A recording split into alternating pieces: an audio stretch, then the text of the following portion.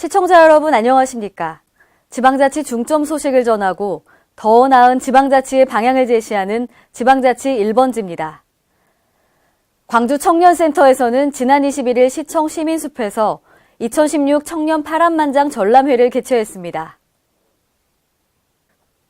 이번 전람회는 삶 관찰, 삶 질문, 삶 만남과 삶 경험, 삶 어울림 등 총 5개의 테마로 구성됩니다. 삶 만남 테마에서는 서울대 꼴찌 저자 이성빈 씨와 청년 강연자를 초청해 8개의 주제로 강연합니다. 강연이 없는 시간에는 강연자들이 청년 멘토가 되어 청년들과 직접 이야기를 나눌 수 있는 테이블 미팅이 열립니다. 또한 삶 만남과 삶 경험에서는 광주 지역 15개 청년 사업장에서 하고 싶은 일을 경험하고 있는 청년들이 자신의 일과 삶을 공유합니다. 서일권 광주청년센터장은 청년들이 서로를 응원하고 네트워킹을 통한 연결의 힘으로 다른 삶을 살아도 괜찮다라는 긍정의 메시지가 전달되기를 바란다고 말했습니다. 고병원성 인플루엔자 AI로 산란개 약 1,400만 마리가 매몰되는 등 관련 업계들이 울상을 짓고 있는데요. 이로 인해 달걀 가격 폭등과 공급 부족 사태가 벌어지고 있습니다. 유희광 기자가 보도합니다. AI 여파로 전국에서는 달걀 대란이 벌어지고 있습니다.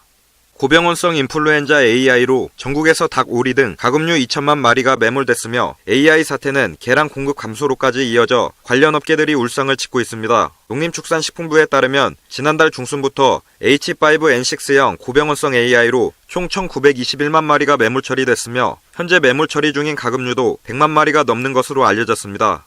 이와 함께 산란개 약 1,400만 마리가 매몰되면서 계란 공급에도 차질이 생겼습니다. 농장에서는 가금류 매몰로 인해 닭과 오리의 수는 눈에 띌 정도로 확연히 줄었으며 납품할 물량도 없어 한숨만 짓고 있습니다.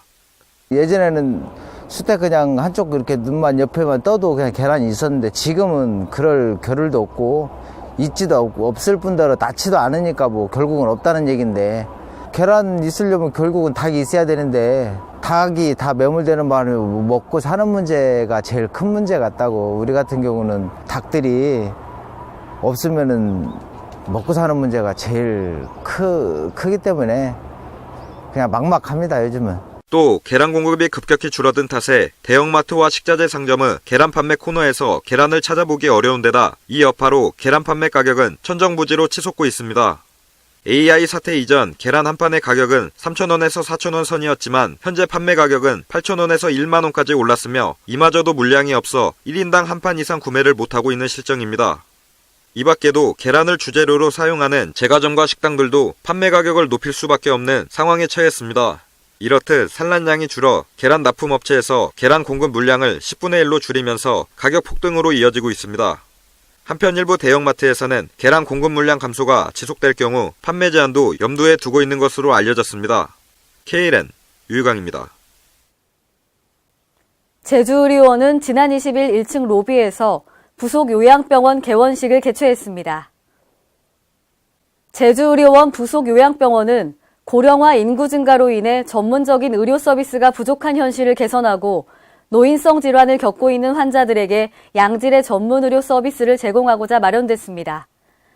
부속 요양병원은 지난해 11월 착공을 시작해 39억 7천만 원의 예산을 들여 이달 10일 완공됐습니다.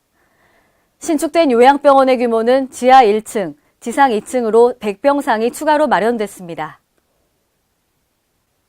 전주시의회 송정훈 의원이 지난 20일 열린 제336회 전주시의회 5차 본회의에서 농민들의 어려움을 방관하고 있는 전주시 농업 관련 정책의 문제점을 지적했습니다. 김승균 기자가 보도합니다. 제336회 전북 전주시의회 5차 본회의에서 송정훈 의원이 전주시 농민들이 겪고 있는 어려움과 이를 방관하는 전주시 농업 관련 정책의 문제점을 제기하고 나섰습니다. 이날 5분 발언자로 나선 송정훈 의원은 금년도 농업 관련 예산을 보면 전주푸드를 포함해 476억 원으로 전체 예산의 3.6%에 불과하다며 전주시 농업정책의 소극적 지원을 질타했습니다. 이러한 국내의적 환경으로 인해 전주시 농촌동 역시 많은 어려움을 겪고 있지만 전주시의 농촌동에 대한 정책은 소극적입니다. 또한 농업기술센터 예산도 금년에는 29억 원으로 약 26%가 감소됐고 2017년도 본 예산안에서조차 회복되지 못하고 오히려 1억 원이 감소한 상황이라며 농업 발전을 위한 적극적인 정책 구성을 요청했습니다. 현재 전주시는 전북 지역에도 세 번째로 농업 인구의 수가 많은 지역이지만 농업 관련 지원은 부족한 것이 현실입니다. 이외에도 송 의원은 도심 지역 중심 개발 지원에 따른 상대적 박탈감과 농촌 지역 행정 인력의 부족, 편입 지역민 홀대로 인한 지역민들의 소외감 등 농민들이 겪는 다양한 문제점을 제기했습니다. 이에 전주시 관계자는 농업정책 문제에 있어 발전 방향을 모색하고 지속적인 피드백을 통해 농업 발전에 최선을 다하겠다고 말했습니다. K랜 김승균입니다. 대전권 대학발전협의회는 지난 21일 인터시티 호텔에서 2016년 하반기 회의를 개최했습니다. 이날 회의에서는 지역균형 인재육성 지원을 위한 위원 위촉과 공동의장을 선임하고 2017년 지역대학 지원을 위한 계획을 심의했습니다. 또한 대전 지역 국회의원들을 초청해 간담회를 갖고 대전시와 지역 소재 대학의 상생 발전을 위해 우호적 협력 관계를 모색했습니다. 세부 사항으로는 내년에 개최될 아시아 태평양 도시 정상회의 청년 포럼에 대한 지역 대학의 협조와 우수 외국인 유학생 유치 방안에 대해서도 논의됐습니다. 한편 대전권 대학발전협의회는 2004년 대전지역대학의 균형 발전과 지역의 상호 발전을 위해 대전시장과 대전시 교육감, 대전 소재 15개 대학 총학장 등 21개 기관장이 위원으로 참여하고 있습니다.